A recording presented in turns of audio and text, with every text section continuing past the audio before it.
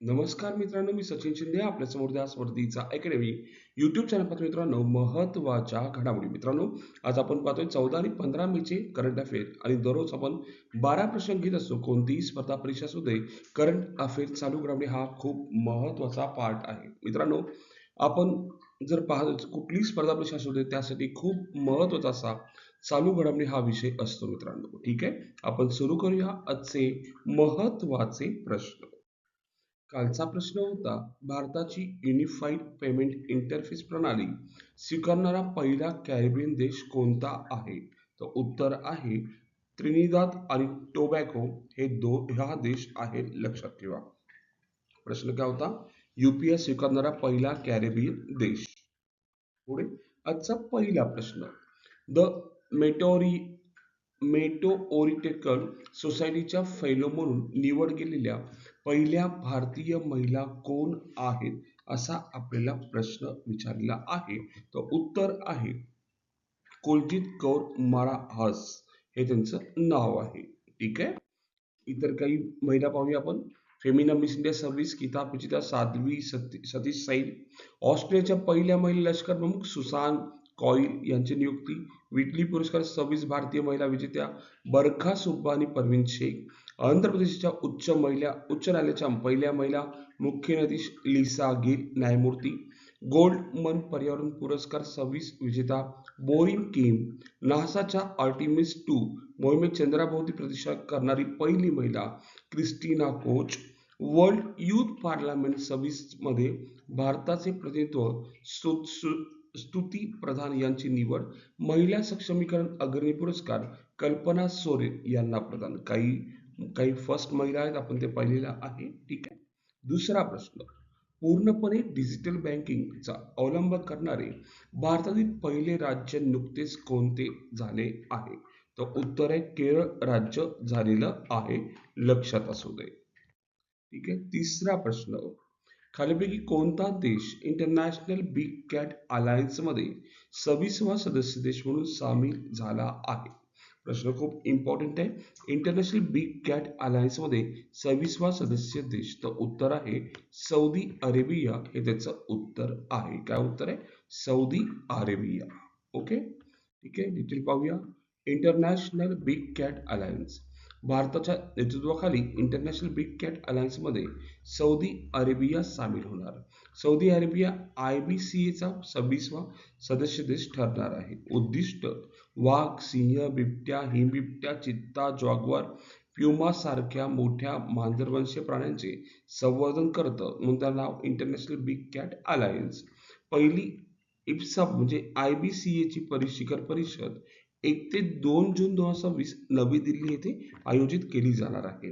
भारताने अलायन्सची घोषणा 2023 मध्ये प्रोजेक्ट टायगरच्या 50 वर्षापूर्तीनिमित्त केली होती. म्हणजे पाहायला गेलं, ही पहिली परिषद नवी दिल्लीमध्ये. आणि अलायन्सची घोषणा कधी केली? इंटरनॅशनल बिग कॅट अलायन्स 2023 मध्ये प्रोजेक्ट टायगरच्या 50 वर्ष पूर्ण झाल्याबद्दल ही घोषणा केली होती. आता प्रोजेक्ट टायगर कधीच आहे?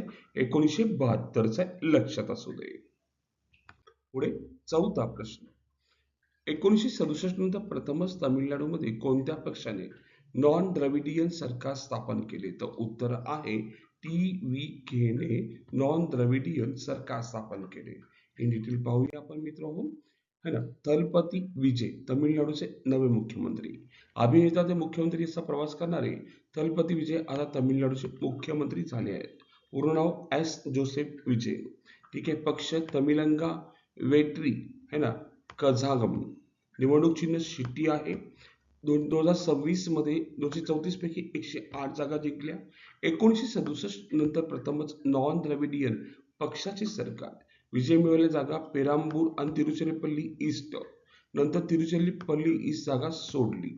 माजी मुख्यमंत्री MK स्टॅलिन यांच्या पक्षाचा पराभव, है ना. कोल्हापूर मतदारसंघ TVK उमेदवार VS बसू विजयी. आणि शपथविधी 10 मे रोजी झाला आणि ठिकाण होतं जवाहरलाल नेहरू इंडोर स्टेडियम. ठीक आहे. आपल्याला सर्व माहीत पाहिजे. ठीक आहे. प्रथमच नॉन द्रविडियन पक्ष तो निवडून आला 1967 नंतर. पुढे पाचवा प्रश्न. सलग 2 वेळा आसामचे मुख्यमंत्री बनणारे पहिले बिगर काँग्रेसी नेते कोण आहेत? तर उत्तर आहे हेमंत बिस्वा शर्मा हे आहेत, लक्षात ठेवायचं. पुढे आपण तिथे पाहूया. हेमंत बिस्वा शर्मा आसामचे मुख्यमंत्री. संपूर्ण माहिती. हेमंत बिस्वा शर्मा यांनी दुसऱ्यांदा आसामचे मुख्यमंत्री म्हणून शपथ घेतली. ते भारतीय जनता पक्षाचे वरिष्ठ नेते होते. सलग 2 वेळा आसामचे मुख्यमंत्री बनणारे पहिले बिगर काँग्रेसी नेते ठरले. यापूर्वी ते आसाममध्ये काँग्रेसचे नेते सलग मुख्यमंत्री झाले आहेत. शपथ सोहळा गुवाहाटी येथे पार पडला. ठीक आहे. लक्ष्मण प्रसाद आचार्य यांनी त्यांना गोपनीयतेची शपथ घेतली. राज्यपाल कोण आहेत? लक्ष्मण प्रसाद आचार्य. आसामची राजधानी आहे दिसपूर. प्रमुख शहर गुवाहाटी. आसामची प्रमुख नदी ब्रह्मपुत्रा. राष्ट्रीय उद्यान काझीरंगा राष्ट्रीय उद्यान. आसामचा पारंपरिक नृत्य प्रकार बिहू आहे. ओके. पुढे आपण पाहतोय 6वा प्रश्न. ठीक आहे.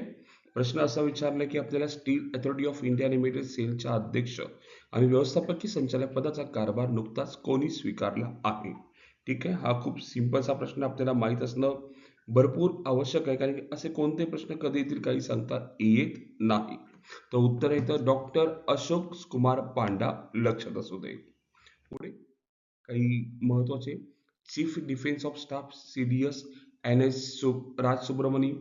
भारतीय नौदल प्रमुख ॲडमिरल कृष्ण स्वामीनाथन. केंद्रीय चित्रपट प्रमाण मंडळ शशी शेखर वेम्पती. हिंदुस्तान एरोनॉटिक्स लिमिटेड हालचे अध्यक्ष रवी के. दिल्ली मेट्रोचे संजय जाम कुमार. माहिती व प्रसारण मंत्रालयाचे सचिव चंचल कुमार. नीती आयोगाचे CEO निधी छिब्बर. राष्ट्रीय मागासवर्गीय आयोगाचे अध्यक्ष स्वाध्वी निरंजन ज्योती. नागरी हवाई वाहतूक महासंचालक वीर विक्रम यादव. सेबीचे पूर्णवेळ सदस्य कोंपाला व्यंकट रामनामूर्ती. केंद्रीय दक्षता आयोगाचे दक्षता आयुक्त प्रवीण विशिष्ट. बिल अँड मेलिंडा गेट्स फाउंडेशनच्या भारताच्या कंट्री डायरेक्टर अर्चना व्यास.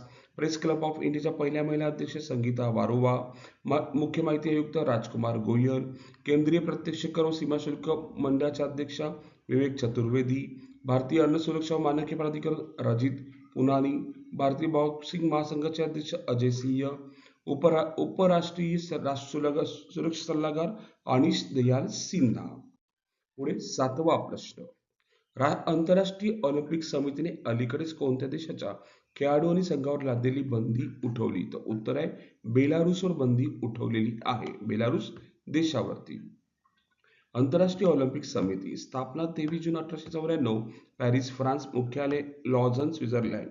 संस्थापक पियरे गोबार्टिन डी बिकेल्स. अध्यक्ष सध्याचे कस्ट्री कोवंटी, लक्षात ठेवा सध्याच्या महिला अध्यक्ष आहेत. पुढे 8वा प्रश्न. पॅडमॅन म्हणून प्रसिद्ध असलेले अरुणाचलम मरुगंथनम यांना कोणत्या क्षेत्रातील कार्यासाठी ओळखले जाते? तर उत्तर आहे महिला आरोग्य आणि स्वस्त सॅनिटरी पॅड निर्मितीसाठी त्यांना ओळखले जाते. ठीक आहे. 9वा प्रश्न मित्रांनो. महिलांची सुरक्षा मजबूत करण्यासाठी कोणत्या राज्याने सिंगापेन हे विशेष दल स्थापन केले आहे? तर तमिळनाडू राज्याने स्थापन केलेलं आहे.